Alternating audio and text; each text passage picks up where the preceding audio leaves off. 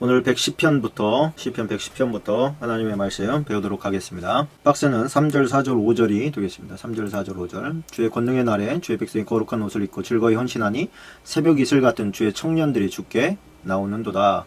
여호와는 맹세하고 변하지 아니하시리라. 이르시기를 너는 멜기세덱의 서열을 따라 영원한 제사장이라 하셨도다. 주의 오른쪽에 계신 주께서 그의 노하시는 날에 왕들을 쳐서 깨트리실 것이라. 아멘. 자, 여기에 보면 멜기세덱의 서열을 따라 이런 이제 표현이 나옵니다. 이제 히브리서에 나온 말씀이라고 보시면 되는데, 이것은 예수님께서 다윗의 후손으로 오신다는 것에 대한, 그러니까 1절에 보면 이런 말씀 있죠. 여호와께서 내 주에게 말씀하시기를 내가 내 원수들로 내 발판이 되게 하기까지 너는 내 오른쪽에 앉아 있으라 하셨도다. 이 말씀을 들어서 예수님께서 이제 반박하시는 그런 장면이 나옵니다. 신약에 가면. 그게 무슨 얘기냐면, 모두 다 예수님께서 이제 예루살렘 입성하실 때도 호산나 다윗의 자손이요 우리를 구원하소서 이렇게 이제 사람들이 발을 흔들잖아요. 그때 제일 기분 나빠했던 사람들이 기득권들이었습니다.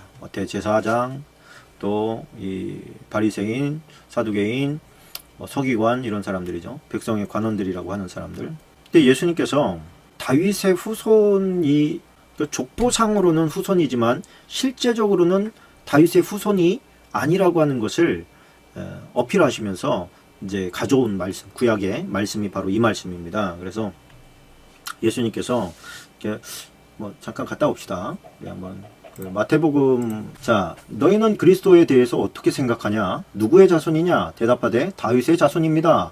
이르시되 그러면 다윗이 성령에 감동되어 어찌 그리스도를 주라 칭하여 말하되 주께서 내 주께 이르시되 내가 내 원수를 내 발 아래 둘 때까지 내 우편에 앉아 있으라 하셨도다 하였느냐. 자, 이 말씀을 가지고 이제 예수님께서 이제 그들의 답변에 대해서 반박하시는 것이죠. 다윗은 성령이 충만해서 그가 자기의 이제 그리스도를 향해서 나의 주라고 고백한단 말이에요. 오늘 이제 우리가 읽은 110편 말씀에 나오는 거 아닙니까? 다윗이 내 주라고 고백을 했는데 어떻게 그의 자손이 되겠느냐? 이해가 안 되잖아요. 그죠? 만약에 왕이 아니야. 왕이 아닌데 아들이 왕이 됐어. 그러면 이렇게 존칭을 해가면서 높인다고 하십시다. 그럴 수 있잖아요. 그러나 자신이 왕이잖아요. 자신이 왕인데 자신의 뭐라 그럴까요? 계보를 따라서 한참 밑에 태어날 그 사람을 향해서 나의 주님 이렇게 말할 수는 없는 거란 말입니다. 그러니까 다윗은 예수 그리스도의 실존에 대해서 알았던 사람입니다. 거기서 예수님께서 말하시기를 성령에 감동되어 이렇게 표현을 하신단 말이에요. 그러니까 이것은 뭐냐면 다윗 스스로가 깨달은 것이 아니라 성령께서 보여주신 혹은 가르쳐주신 그런 어떤 상황 가운데서 다윗이 본 거예요. 여기서 보니까 뭐라 그래요? 다시 본문으로 오십시다. 여호와께서 내 주에게 말씀하시기를 이렇게 말했단 말이에요. 내 주라고 하는 것은 그리스도를 말하는 거예요. 그러면 여호와께서는 뭐예요? 여호와께서는 이게 이제 성부 하나님으로 봐야 되지 않겠습니까? 그런데 그렇기 때문에 이제 그리스도는 다윗의 족보는 따라서 오지만 엄밀히 말하면 다윗의 후손은 아니다. 다윗의 자손도 아닙니다. 그러니까 그분은 원래부터 계셨던 분이시고요. 자, 그리고 주의 권능의 날에라고 하는 것은 어느 때입니까? 결국에 심판 자리를 말하는 것이죠. 심판 자리에서 요한계시록과 매칭돼서 같이 나가는 것입니다. 그런데 이제 여기서 보면 멜기세덱의 서열을 따라 영원한 제사장이라, 그가 누구예요? 예수 그리스도를 말하는 것이죠. 그리스도라 하시는 분은 멜기세덱의 서열을 따라 오신 분이어야 된다는 거예요. 유대인들이 예수님께서 자신들의 죄를 위해서 돌아가셨다라고 할 때 유대인들의 사고에서는 그 말씀이 이해가 안 되는 것이죠. 예수님은 그들의 말에 따르면 다윗의 자손이고 다윗은 유대 지파의 사람인데 죄를 사할 수 있는 그런 어떤 그 시스템을 운영하는 사람들은 레위 지파란 말이에요. 그러면 레위 지파의 사람이 나와서 제사장이 됐다. 그럼 이해가 되지.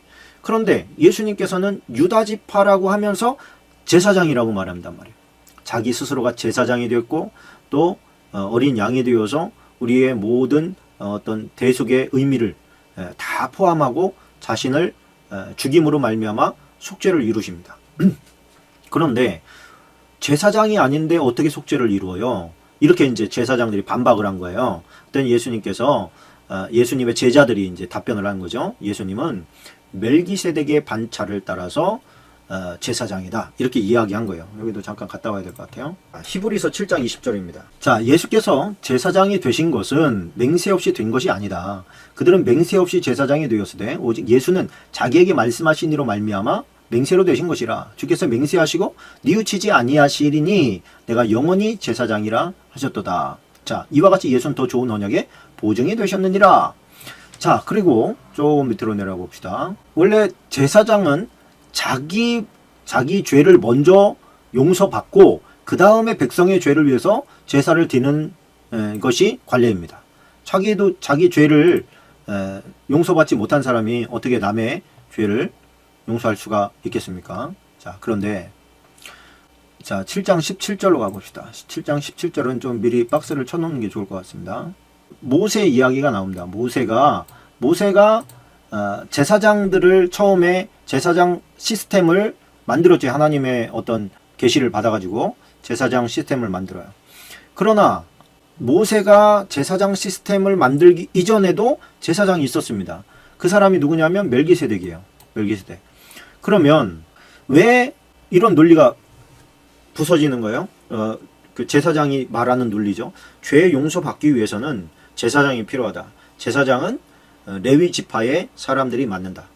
자, 그러면 그 전에는 그러면 어떻게 되냐? 그렇죠? 제사장이 있기 전에는 그러면 사람들이 죄 용서받는 길이 없었느냐? 그렇지 않다. 멜기세덱이라고 하는 살렘의 왕이자 제사장. 그러니까 레위 지파에서는 제사장은 왕을 겸직할 수 없었습니다. 그렇죠? 왕은 유대 지파, 유다 지파, 다윗의 자손들이 계속해서 왕위를 정통성을 가져왔고, 제사장권은 아론의 후예들이 제사장권을 계속 가져왔었어요. 그런데 이 두 개를 짬뽕한 형태, 하나가 된 왕이면서 제사장이었던 사람이 있는데 그게 누굽니까? 멜기세덱이었다는 거예요. 자, 여기 보니까 살렘 왕, 이게 이제 보통은 예루살렘으로 생각하는 사람도 있고 또 어떤 살렘이라고 하는 특정한 나라로 보는 사람도 있습니다. 그러니까 예루살렘으로 보는 것이 현명하지 않을까 싶습니다. 이 사람을 왜 그러냐면 예수 그리스도의 예표로 보거든요. 이때가 언제냐면 아브라함이 롯이 이렇게 다 끌려가잖아요. 포로로 막 끌려가는데 거기 쫓아가가지고 종들과 같이 물리치고 되찾아오는 그 과정 가운데 갑자기 멜기세덱이 등장해요. 멜기세덱이 등장을 해서 떡과 포도주를 가지고 나왔어요. 여기서 떡과 포도주, 그러니까 조금 뭔가 이상하잖아요. 그래서 이것을 갖다가 예수 그리스도의 예표로 보는 거예요. 예수님이 이때에 나타나셨다 이렇게 보는 것이죠. 그리고 자기 소개를 하는데 나는 왕이면서 제사장이다. 그는 지극히 높으신 하나님의 제사장이었더라 이렇게 나오잖아요. 그러니까 살렘의 왕이기도 하고 그 다음에 하나님의 제사장이기도 하고, 그러니까 이 두 가지를 같이 가지고 있었던 사람, 그게 바로 멜기세덱입니다.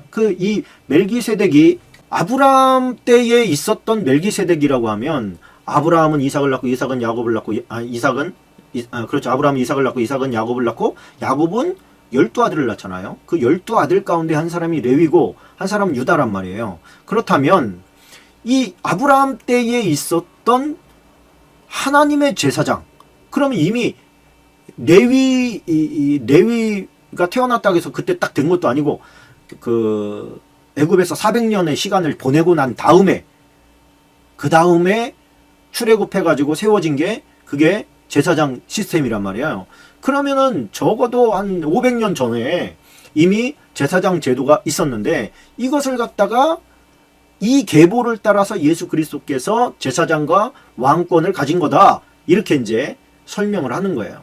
그래서 우리가 성경대로 하면 왕이면서 제사장은 할 수 없는데 왜 예수님께서 왕이면서 제사장을 할 수가 있느냐 얘기하다가 초신자들은 이게 의미가 있을까 이런 생각이 갑자기 들었는데요. 어쨌든 조금 성경을 깊이 보는 또 의구심을 가지고 있던 사람들, 그리고 당시에 유대인들이 예수님에 대해서 좀 배척했었던 그 이유가 뭐냐면 예수님은 왕이시기도 하고 제사장이기도 했다라고 주장한 것 때문에 유대인들은 오히려 받아들이기가 힘들었습니다. 하나님께서 나눠 놓으신 것을 왜 하나님의 사람이라고 하면서 그것을 자기는 짬뽕이라고 얘기하냐, 이거에 대해서 이제 사람들이 조금 걸림이 됐었거든요. 그거에 대해서 설명을 해드리는 겁니다. 그래서 예수님께서는 우리의 왕이면서 제사장을 다 가지신 분이시고, 그뿐만이 아니라 온 천하 만물들을 다 통치하시는 분으로 다시 오신다는 거. 그게 시편에 이미 시편에 BC 천년에 천년 시대, 다윗이 BC 천년에 있었던 사람 아닙니까?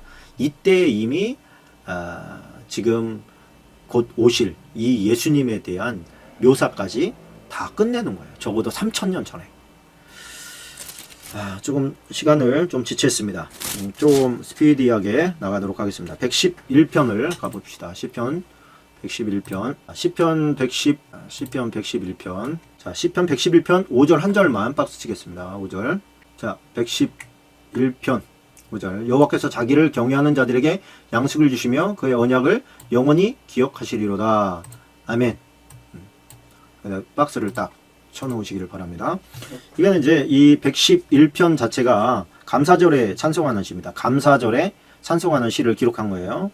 광야에서 양식을 계속해서 공급하시잖아요. 40년 동안 만나와 또 메추라기를 공급하시는 하나님. 그 이제 부족함에도 불구하고 그 경외한 하나님을 믿고 따라 나온 자들에게 베풀어 주시는 하나님의 은혜를 찬송하는 시입니다. 112편으로 나온 112편 1절 2절입니다. 3절까지 박스 칩시다. 할렐루야. 여호와를 경외하며 그의 계명을 크게 즐거워하는 자는 복이 있도다. 그의 후손이 땅에서 강성하며 정직한 자들의 후손에게 복이 있으리로다. 부와 재물이 그의 집에 있으며 그의 공의가 영구히 서 있으리로다. 아멘. 여러분에게 이런 축복이 있기를 주님의 이름으로 축원합니다. 여호와를 경외하는 자는 결국에는 강성해진다. 강성해진다. 또 하나님 앞에서 사는 사람은 죄된 길로 가지 않는다. 그런 핵심적인 내용이 있습니다. 자, 113편으로 넘어갑니다. 113편 1절로 3절까지 박스 처리하시고요. 이 113편은 역시 반복되는 것인데, 유대인들에게 제한되신 하나님이 아니라 온 세상이 찬송해야 될 여호와시라. 우리 하나님 여호와는 온 세상, 해 뜨는 데부터 해 돋는 데부터 해 지는 데까지 지구의 온 땅을 말하는 것이죠. 그곳에 있는 모든 백성들에게 경배를 받으시기 합당하신 분이다. 이 이야기를 하고 있는 것입니다. 자, 114편 1절로 3절까지 박스 치시면 되겠습니다. 114편 1절로 3절까지요. 자, 이스라엘이 애굽에서 나오며 야곱의 집안의 언어가 다른 민족에서 나올 때에 유다는 여호와의 성소가 되고 이스라엘은 그의 영토가 되었도다. 바다가 보고 도망하며 유다는 물러갔으니. 자, 이게 이제 출애굽 사건 가운데 역사하신 하나님을 찬양하는 것인데요. 이게 뭐 바다가 보고 도망갔다. 이게 뭡니까? 바다가 갈라졌다는 것을 이야기하는 것입니다.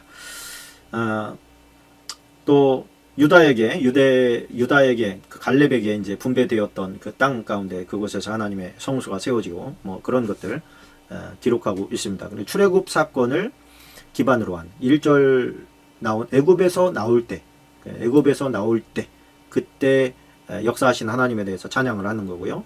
자, 115편으로 넘어갑니다. 115편 1절 한 절만 박스 치시고 가십시다. 자, 여호와여 영광을 우리에게 돌리지 마옵소서. 우리에게 돌리지 마옵소서. 오직 주는 인자하시고 진실하심으로 주의 이름에만 영광을 돌리소서.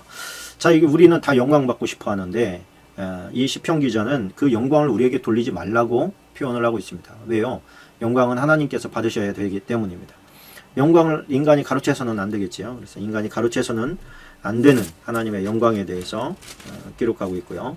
116편으로 넘어갑니다. 116편 2절로 4절까지 116편 2절로 4절까지 박스 처리를 하시기를 바랍니다. 자, 그의 귀를 내게 기울이셨으므로 내가 평생에 기도하리로다. 사망의 줄이 나를 두르고 수월의 고통이 내게 이르므로 내가 환난과 슬픔을 만났을 때 내가 여호와의 이름으로 기도하기를 여호와여 주께 구하오니 내 영혼을 건지소서 하였도다. 자, 이게 이제 인간을 의지했을 때는 우리가 배신을 당하게 되지요. 그러나 하나님을 의지하면 구원받는다. 그러므로 사람 의지하지 말고 하나님만 의지해라. 이런 기록을 하고 있습니다. 자, 15절은 조금 밑줄을만 치고 가면 좋겠습니다. 그의 경건한 자들의 죽음은 여호와께서 보시기에 귀중한 것이로다. 순교자들을 말하는 것이고요. 또 한편으로는 믿음을 평생 동안 잘 지키고 그 다음에 죽은 사람들을 말하는 거예요. 그 사람들에 대해서 하나님께서는 요 개역 성경, 요 개역 개정판 말고 개역 성경에는 성도의 죽는 것을 여호와께서 귀중히 보신다. 귀중히 보시는도다. 여기서 그 성도라고 하는 것은 하기오스 아닙니까? 거룩한 사람이란 뜻이에요. 거룩한 삶을 살다 간 사람은 그의 죽음은 여호와께서 보시기에 아주 귀하다. 존귀한 사람이다.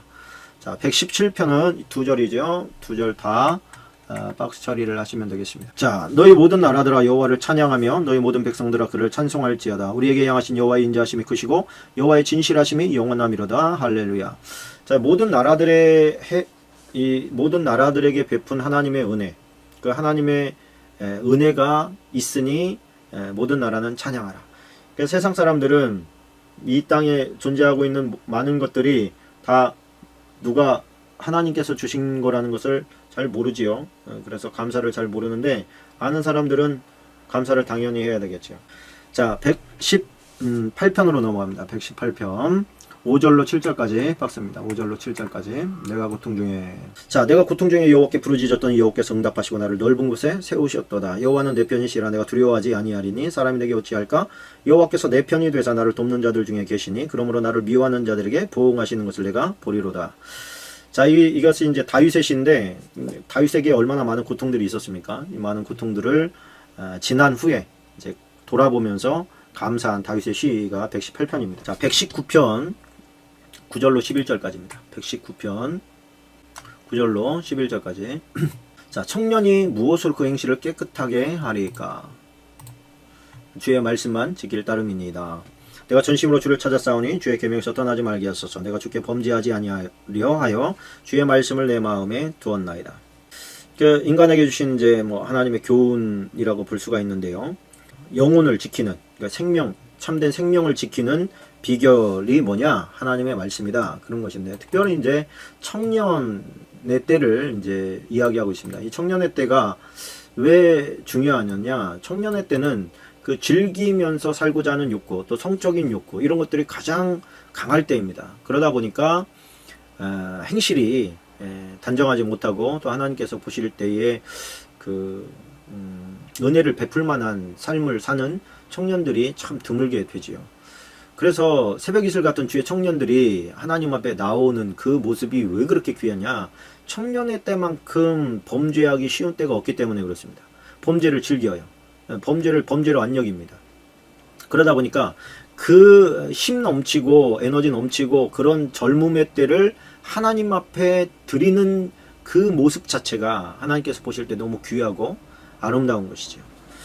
우리 청년들 참 우리 또 나이가 좀 들었다 하더라도 청년의 마음 가지고 신앙을 좀 잘 지켜 나갔으면 좋겠다 하는 생각이 듭니다. 67절도 한번 가십시다. 67절은 밑줄만 쳐놓으면 되겠습니다. 고난당하기 전에는 내가 그릇 행하였더니 이제는 주의 말씀을 지키나이다. 다윗이 고난당하기 전에도 얼마나 잘못된 길로 갔겠습니까? 그러나 이제 누굽니까? 우리아의 아내 밧세바를 취한 다음 또 우리아를 죽인 다음에 그가 이제 아주 뼈가 썩는 듯한 그런 괴로움의 시간들을 보내게 됩니다. 그러면서 이제 놓치고 있었던 하나님께서 베풀으신 그 놀라운 은혜들, 그런 것들을 깨달으면서 얼마나 자기가 하나님 앞에 바로 서 있는 것 자체가 귀한 일인지 모르겠습니다. 제가 또 이렇게 말씀을 드리니까 이제서 우리 박경민 사모님 반갑습니다. 버퍼링이 심했군요. 이거 저희 지금 제가 방송하는 것은 속도가 굉장히 빠른 겁니다. 제가 이거 조정만 하면 버퍼링이 잘 생기지 않는 것인데 지금 보니까 제가 하여튼 혼자 하다 보니 생각이 짧기도 하고 또 놓치는 것들이 좀 간혹 있습니다. 이해해 주세요. 어쨌든 반갑습니다. 인사 안 해주셨으면 오신지도 모를 뻔했습니다. 자, 그래서 일단은 그 고난, 믿는 사람에게 있어서 고난이라고 하는 것은 유익이 꽤 많은데 히브리서 12장 8절에 보면 징계는 다 받는 것이다. 너희에게 없으면 사생자요 참 아들이 아니다. 그런 말씀이 있지 않습니까? 죄를 깨닫게 합니다. 하나님께서 한데 아프게 맞으면 그래 좀 서럽기도 하지만 그래 하나님께서 나를 사랑하시는구나. 내가 죄를 져도 나를 방치하지 않고 유기하지 아니하시고 나에게 채찍을 대시고 또 나를 책망하시고 내가 일이 꼬이고 힘들어지는 걸 보니 하나님께서 나를 사랑하시는 것이 정말 맞구나 이렇게 생각하시면 오히려 도움이 되겠습니다. 두 번째는 이 고난을 통해서 연단을 받게 됩니다. 여기서 이제 로마서에서 나온 표현대로 하자면 이제 금을 연단하듯이 아주 그 뜨거운 불에다 집어넣어서 깨끗한 금이 나오게 그렇게 하는 것과 같죠. 또 하나님과 동행하게 만들기도 합니다. 그래서 고난을 대하는 우리의 태도, 자세는 어떻게 되냐? 어쨌든 나를 돌아보고 죄를 버리고 또 내가 지금 연단되고 있다고 믿고 하나님 앞에 더 가까이 가려고 애쓰면 되겠습니다. 그래서 여기서 보면 16절로 71절까지 쭉 살펴보면 이게 이제 다윗이 자기의 어떤 고난의 세월들을 고백하는 그런 내용인데 40년 동안 다윗이 쓰임 받거든요. 하나님 왕의 위치에서 물론 그 전에도 많이 쓰임 받았지만 왕이 돼서 40년 동안 이제 유대를 통치하는데 그 40년 쓰임 받으려고 세상에나 20년 동안 도망 다니고 쫓겨다니고 숨어 다니고 그럽니다. 그 고난의 세월 동안에 그가 다듬어지고 깊어지고 품고 배려할 수 있는 그런 인성 혹은 성품으로 바뀌게 되는 것을 우리가 보게 됩니다. 그러니까 하나님께서 하시는 일은 우리가 볼 때는 다윗이 얼마나 많이 그 회한의 기도를 많이 올렸어요. 그 원수들에 대한 기도, 또 자기의 생명을 돌봐달라는 기도, 하여튼 이루 말할 수 없이 많은 기도들을 올렸는데 그 모든 것들이 결국 협력해서 선을 이루는 것을 우리가 보게 됩니다. 그래서 다윗이 40년 쓰임받기 위해서 20년 고생하고 또 사울도 그 아라비아에서 3년 또 다수에서 7년 그래서 그렇게 학식이 높음에도 불구하고 99절 100절도 좀 박스치고 넘어가면 좋습니다. 자, 내가 주의 증거들을 늘 읊조림으로 나의 명철함이 나의 모든 스승보다 나으며 주의 법도를 지킴으로 나의 명철함이 노인보다 나으니다. 자, 이게 무슨 얘기냐면 보통 지혜의 산실은 옛날에는 노인들이었습니다. 그 노인들이 아무래도 경험도 많고 지식도 많이 쌓이고 하죠. 근데 요즘 여기에서 하고 싶은 말은 뭐냐면 그 모든 것들보다 하나님의 말씀에 대해서 박식하고 그 말씀대로 살아가는 사람이 노인이 가지고 있는 지혜보다 훨씬 더 탁월하더라. 비교할 수 없이 훌륭하더라. 그런 것이죠. 그렇지요. 하나님을 믿지 않는 사람의 노인의 지식이라 할지라도 믿는 사람의 지식만은 못합니다. 제가 조금 보니까요, 천박한 노인분들이 또 많더라고요. 저는 노인 공경을 해가지고 노인분들을 공경을 당연히 해야죠. 그분이 어떻게 하든 상관없는데 그 나이에 맞지 않게 참 너무 생각이나 언어나 이런 것들이 참 나이를 어디로 드셨나 이런 생각이 들 정도로 그래요. 차라리 하나님의 말씀으로 잘 연단받고 또 교육받은 어린 아이들보다도 못하다는 생각이 듭니다. 아무리 나이를 먹었어도요, 성경에 위배된 시쳇말로 잔머리 있잖아요. 이렇게 좀 눈가리 많은 그런 지혜는 절대로 오래 수가 없습니다. 하나님께서 책임져 줄 수 있는 정직, 이것은 하나님의 말씀으로 주님의 율법으로 잘 훈련받은 사람들은 어려서부터 이게 다 가능한 것이거든요. 그러니까 어쨌든 노인보다 탁월한 지혜가 하나님의 말씀에서 나오는 줄로 믿습니다. 자, 120장으로 넘어가겠습니다. 120장. 이 장이 119편이 좀 길어요. 120장으로 넘어갑니다. 자, 120장 1절 2절이 박스입니다. 성전에 올라가는 노래죠. 자, 성전에 올라가는 노래. 지난번에 한번 설명을 드렸는데 성전에 올라가는 노래라고 하는 것은 요즘에 그런 얘기가 아니에요. 그 성경 시대 당시에 이 사람들은 이제 그 삼지사방에 다 퍼져 살다가 이제 1년에 3차례 예루살렘을 향해서 모이지 않습니까? 그때 이 성전을 갖다가 그들은 가장 높은 곳으로 여겼습니다. 그래서 성전에는 늘 올라가는 거예요. 성전에 올라가고 성전에서 또 멀어지면 성전에서부터 내려간다. 우리나라에 옛날에 서울 올라간다 뭐 그런 표현 하지 않습니까? 뭐 저쪽 북쪽에 있어도 서울 올라가고 올라가요. 왜 그래요? 서울이 수도이다 보니까 서울과 가까워지는 것이 올라간다는 표현을 쓰고 또 서울과 멀어지는 것을 내려간다는 표현을 쓰는데 이 이스라엘은 성전을 향해서 오는 것을 올라간다는 표현을 쓰고 성전에서부터 멀어지는 것을 내려간다 이런 표현을 씁니다. 뭐 지리적으로 높은 곳에 있긴 하지만 그런 의미보다는 성전을 향한 어떤 그들의 마음가짐, 성전은 높은 곳에 있어 이런 그런 개념을 생각하시면 됩니다. 그래서 성전에 올라가면서 불렀던 노래, 그리고 밤에 이제 불을 켜놓고 식사를 마치고 이제 취침에 들어가기 전에 잠시 동안 모여서 찬양하고 또 춤추고 뭐 이러면서 불렀던 노래라고 생각을 하면 됩니다. 그 내용은 뭐냐? 이게 뭐 다윗을 죽이려고 하는 사울의 그런 측근들, 하여튼 거짓말로 막 이렇게 해가지고 다윗을 제거하려고 했던 그 이제 사울의 측근들로부터 나를 좀 건져 주십시오 하고 탄원하는 그런 시를 이제 사람들이 많이 불렀습니다. 여기서부터 이제 성전에 올라가는 노래들이 많이 나옵니다. 성전에 올라가는 노래라고 하는 타이틀이 붙은 것은 이 사람들이 그 이제 가다가 힘들면 이제 텐트 쳐서 거기서 이제 하루 머물고 또 다음날 일어나서 이렇게 또 성전을 향해서 가고, 그래서 그들에게는 3번의 절기가 요즘 같으면 아이고 그거 힘들어서 어떻게 이렇게 했을 텐데 그 당시에 그 사람들은 그것이 축제였어요. 가족 캠프였어요. 가족 캠프. 그러니까 예배 가운데 우리가 지금 요즘에 이제 예배에 오는 것을 귀찮아하고 힘들어하는 사람들 많이 있죠. 근데 이 사람들은 요즘에 차도 다 다니고 하는데도 귀찮아요. 잠이 좋다고. 이 당시 사람들은 걸어 다녔습니다. 다 나귀에다가 좀 여유가 되는 사람들은 뭐 짐을 싣고 이렇게 또 나귀가 대신 짐을 져주기도 했지만 그렇지 않은 사람들은 다 뭐 이고 지고 이러면서 가족 캠프하면서 이동을 했습니다. 그래도 감사하고 좋았지요. 자, 121편도 역시 성전에 올라가는 노래입니다. 그래서 여기도 1절 2절 박수 쳐놓고 가시면 되겠습니다. 우리가 찬양 많이 불렀던 것이죠. 내가 산을 향하여 눈을 들리라. 나의 도움이 어디서 올꼬? 나의 도움은 천지를 지으신 여호와에게서로다. 아멘. 하나님의 도우심을 많이 받으시기를 축원합니다. 여기서 보면 내가 산을 향하여 눈을 들리라.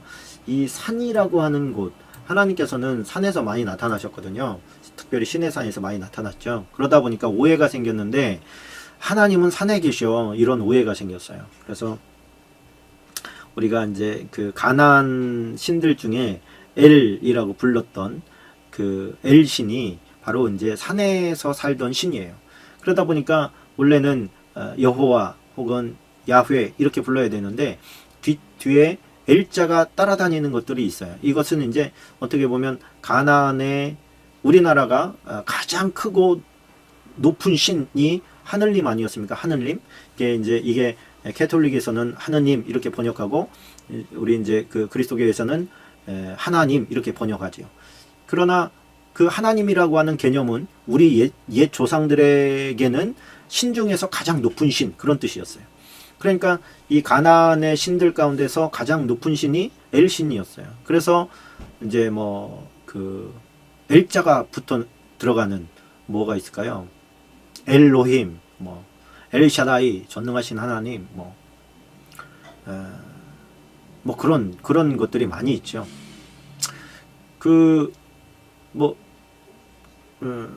그러다 보니까 이제 그 산을 향해서 눈을 든다는 것은 하나님을 향해서 눈을 든다, 이런 뜻입니다. 뭐 성전을 향해서 눈을 뜬다, 이렇게 보는 또 해석하는 분들도 계십니다. 자, 122편으로 넘어가요. 122편 6절로 7절까지 박수 처리하고 또 박수 처리하시면 되겠습니다.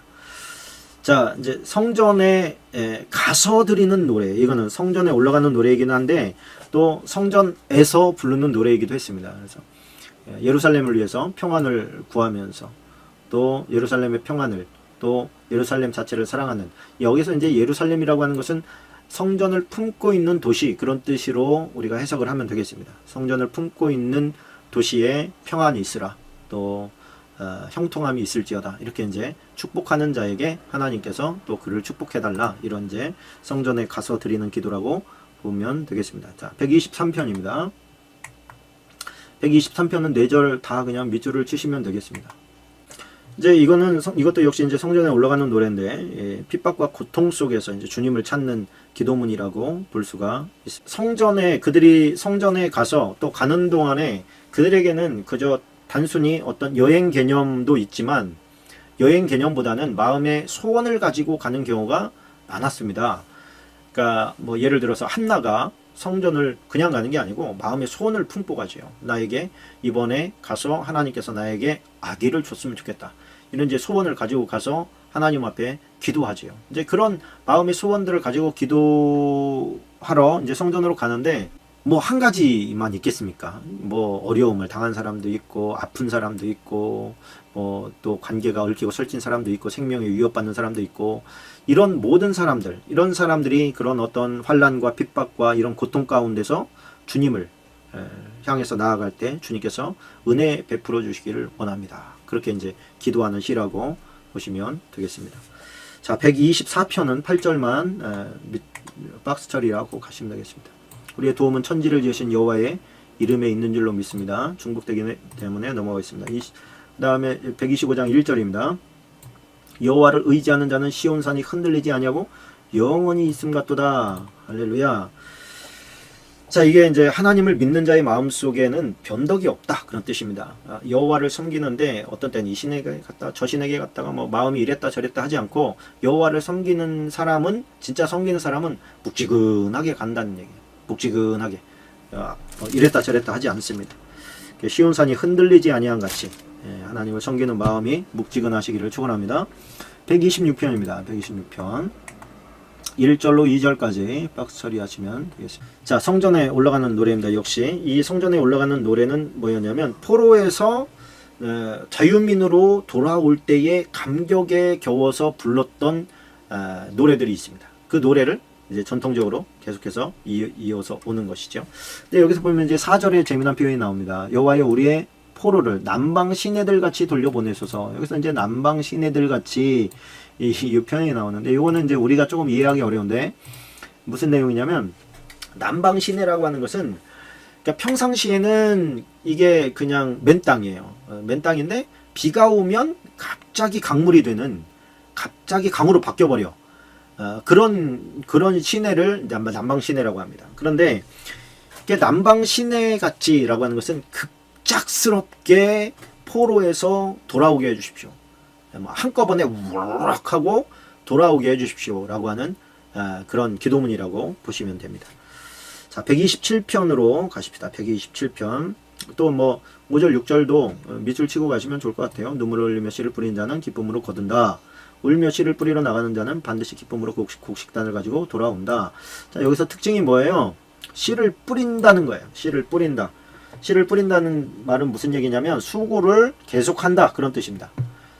고생하고 애쓰고 피곤하고 힘들어도 씨를 뿌리는 거예요. 이 얘기는 무슨 얘기냐면, 뭐 우리가 하나님의 일을 함에 있어서 변명이 있을 수 있잖아요. 뭐 이래서 힘들고 저래서 안 되고, 뭐 하나님의 일을 좀 하라고 그랬더니 이래서 안 할 거고 저래서 안 할 거고 막 이렇게. 그런데 내 마음과 환경이 어려운데도 불구하고 하나님의 어떤 사역으로 요청할 때가 있습니다. 그 요청에 내가 아멘하고 응답해서 그 수고할 때, 그게 이제 울며 씨를 뿌리는 거예요. 지금 너무 힘든데 쉬었으면 좋겠는데, 조금 괜찮을 때 하고 싶은데, 이게 말이죠, 우리 목사님은 뭐 하여튼 나밖에 없는 것처럼 하여튼 나를 소위 부려먹어, 이렇게 이제 생각될 때도 역시 그 수고를 포기하지 말라. 끝까지 하나님을 섬겨 나가라. 그리고 봉사해라. 그것이 뭐다? 울며 씨를 뿌리는 것이다. 전 정말 여러분들이 그랬으면 좋겠습니다. 어떤 힘들 때가 왜 없겠어요? 다 때려치고 싶을 때가 왜 없겠습니까? 그럼에도 불구하고 쉬지 마세요. 쉬지 말고 그냥 묵지근하게 요동치 말고 묵지근하게 충성해서 나가세요. 그러면 하나님께서 반드시 기쁨으로 거두게 하십니다. 기쁨으로 거두게 하는 그날까지 포기하지 말고 끝까지 애를 쓰시는 여러분 되시기를 주님의 이름으로 축원합니다. 127편입니다. 127편 1절로 2절입니다. 1절로 2절 박스 쳐놓으시고요. 자, 이건 솔로몬의 시 성전에 올라가는 노래라고 되어 있습니다. 여호와께서 집을 세우지 아니하시면 세우는 자의 수고가 헛되며 여호와께서 성을 지키지 아니하시면 파수꾼에 깨어 있음이 헛되도다.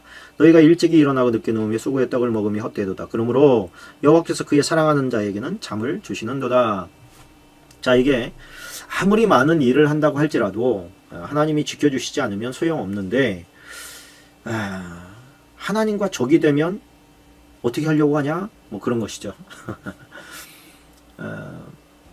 하여튼 우리가 아무리 힘쓰고 애쓴다고 하더라도 하나님께서 돌봐주심이 없으면 수포로 돌아갈 수가 있다. 그래서 우리가 애쓰는 것보다 더 중요한 게 하나님과 친밀한 거다. 하나님의 돌보심을 받는 것이다. 그런 사람은 걱정 없이 잠을 잔다. 그러니까 우리가 잠을 자지 못하는 사람의 특징이 뭐냐면 생각이 많다는 거예요. 생각이 너무 많아. 걱정이 많아. 그러다 보니까 잠을 못 자요. 수면제에 의존해서 잘 수밖에 없고 뭐 그러다 보니까 수면제의 부작용도 많이 나타나고.